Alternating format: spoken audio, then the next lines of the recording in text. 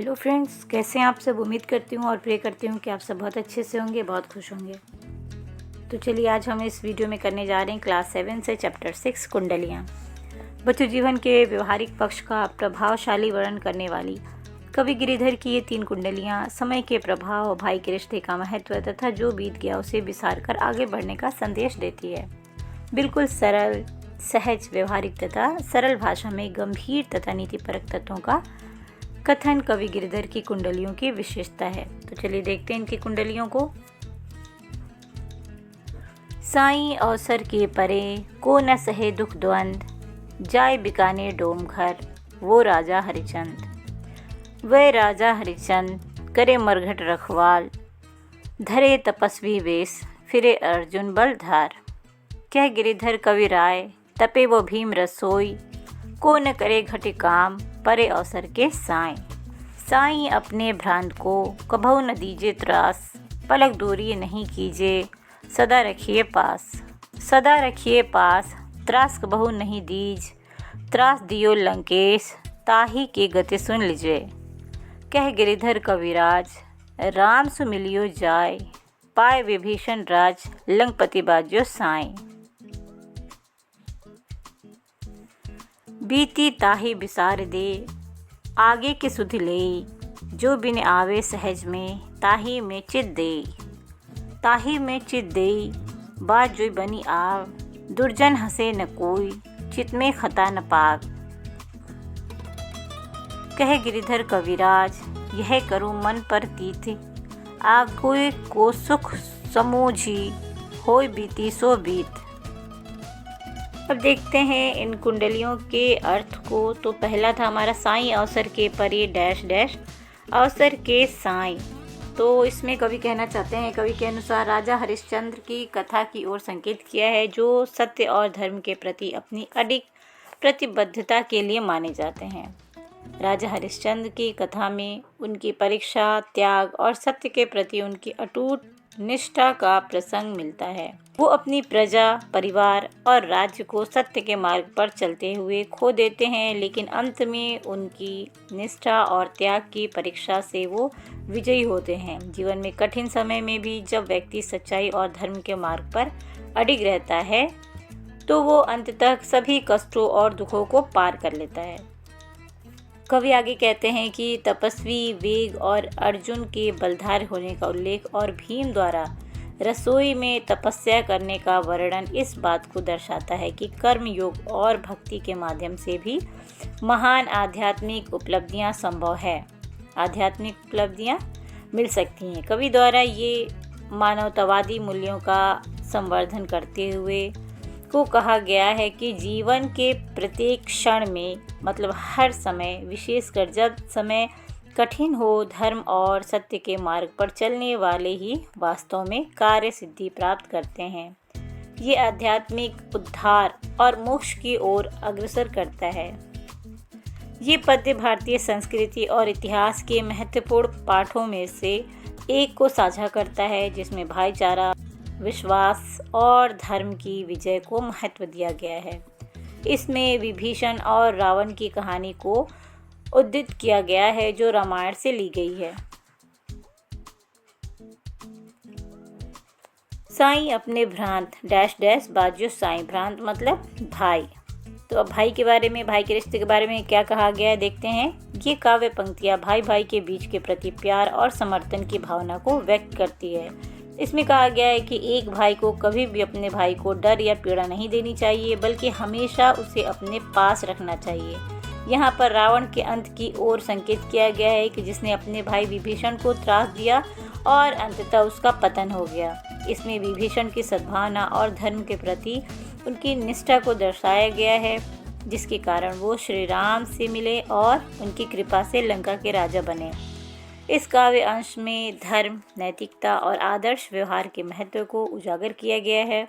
ये अंश हमें सिखलाता है कि सही रास्ते पर चलने वाले और सत्य, प्रेम, अहिंसा, सच्चाई और धर्म का पालन करने वाले व्यक्ति को जीवन के अंतिम सोपान में सही अंततः सफलता और सम्मान प्राप्त होता है।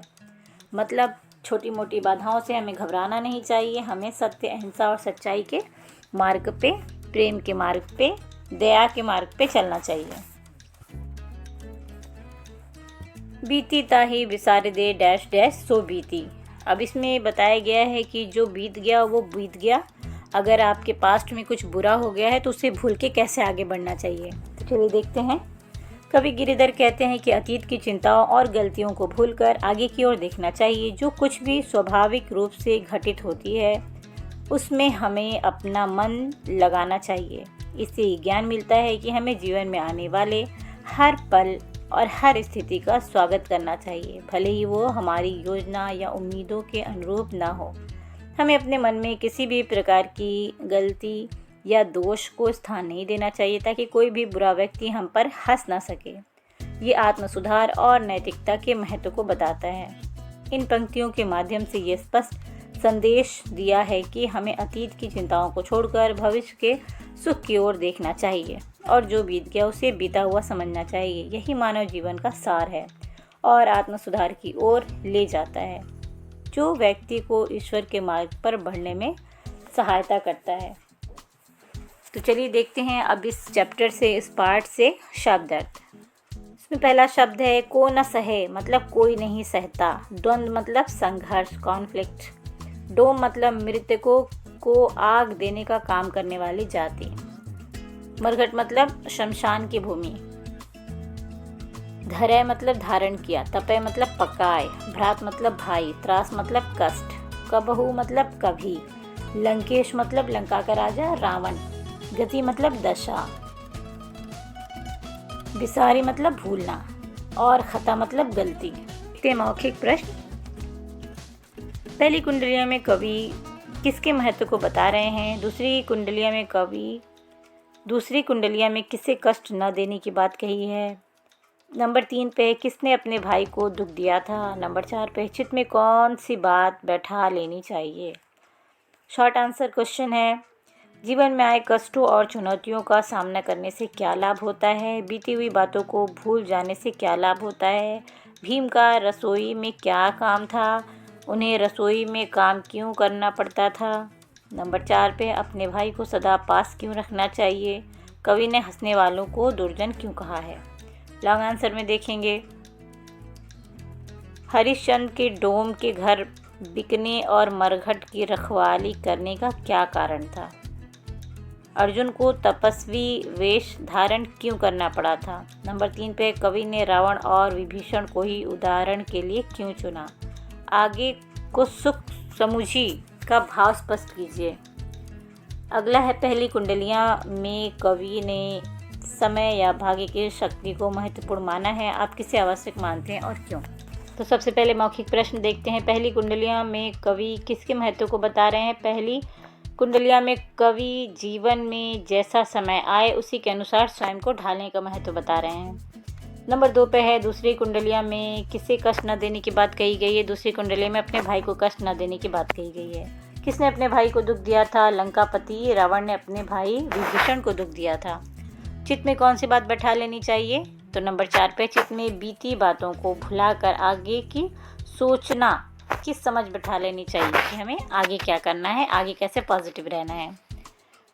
अब शॉर्ट आंसर में देखेंगे, जीवन में आए कष्टों और चुनौतियों का सामना करने से क्या लाभ होता है? तो इसमें लिखेंगे, जीवन में आए कष्टों और चुनौतियों का सामना करने से हमारा मनोबल और सहन शक्ति बढ़ती है, जीवन में सफलता मिलती है और सुखमय भविष्य का विकास होता है।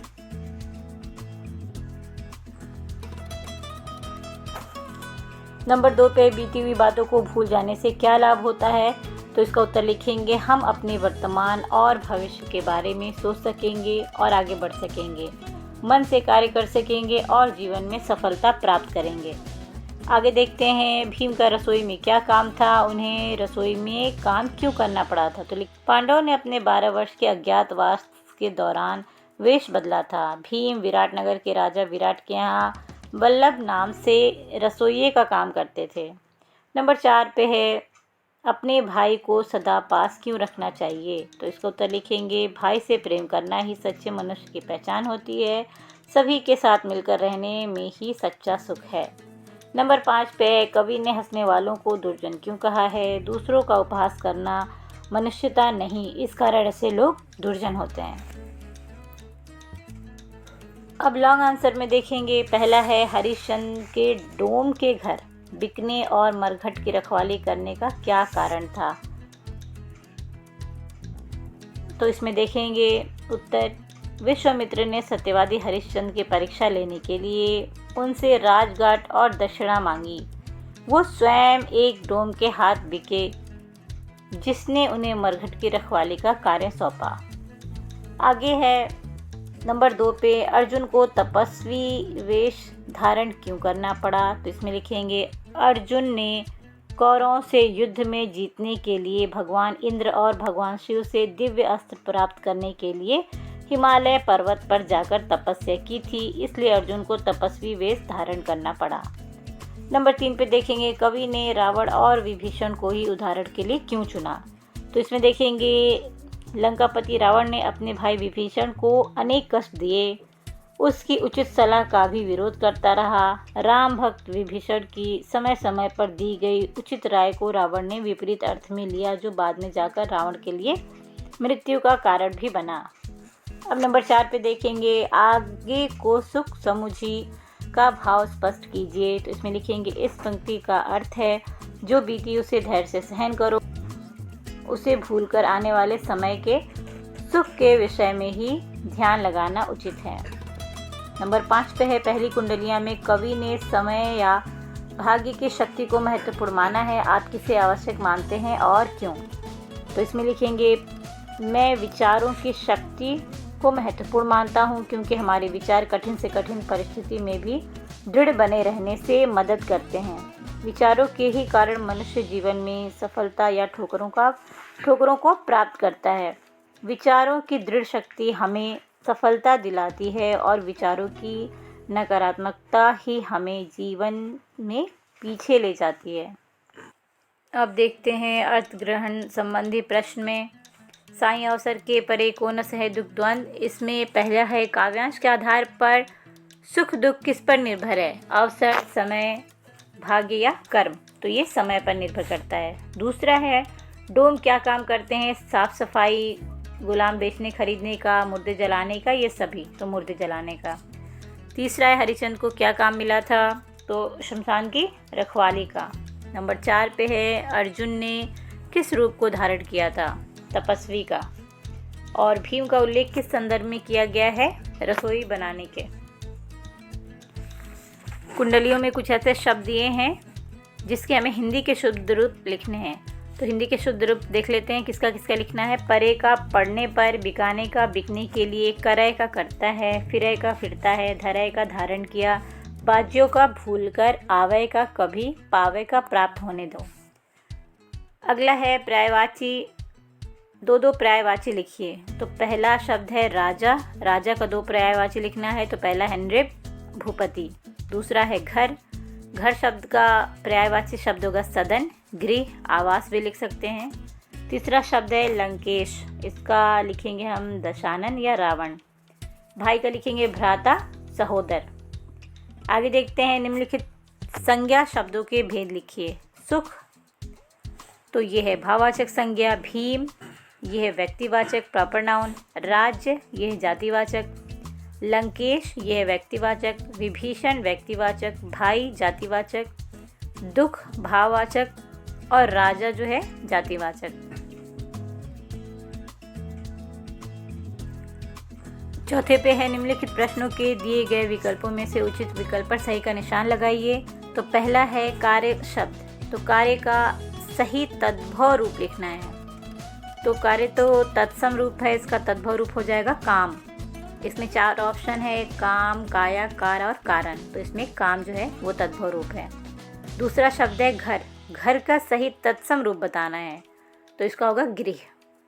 इसमें तत्सम तद्भव का सही युग्म नहीं है। 4 ऑप्शन है, राज, राज्य ये सही युग्म है, चंद्र, चांद, मूल्य, मूल, चित, चिता। तो 4th वाला ऑप्शन जो है वो सही युग्म नहीं है। अगला है घ, तत्सम शब्द छाटें, तत्सम बताना है। 4 ऑप्शन है, दुर्जन, साई, मरघट, बात। तो इसमें दुर्जन जो है वो तत्सम है। इनमें से कौन सा शब्द तद्भव नहीं है, चित। नंबर 3 जो ऑप्शन है चित, ये तद्भव नहीं है, ये तत्सम है। आगे देखेंगे इन अंगों के तत्सम तद्भव रूप लिखिए।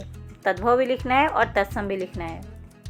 तो इसमें पहला है केश बाल, कर्ण कान, नासिका नाक, चक्षु आँख, ओष्ठ होंठ, ग्रीवा गला। तो ये हमारे सारे हैं तत्सम और ये सारे हैं तद्भव। इसमें से ये सारे हैं तत्सम और ये सारे हैं तद्भव। तो बस इस वीडियो में इतना ही। उम्मीद करती हूँ ये वीडियो आपके लिए हेल्पफुल होगी। अगर हेल्पफुल होगी तो आप इस वीडियो को लाइक करिए, अपने दोस्तों के साथ शेयर करिए और हमारे चैनल को सब्सक्राइब करिए। मिलेंगे अगले वीडियो में अगले चैप्टर के साथ। तब तक के लिए पढ़ते रहिए, आगे बढ़ते रहिए। अलविदा।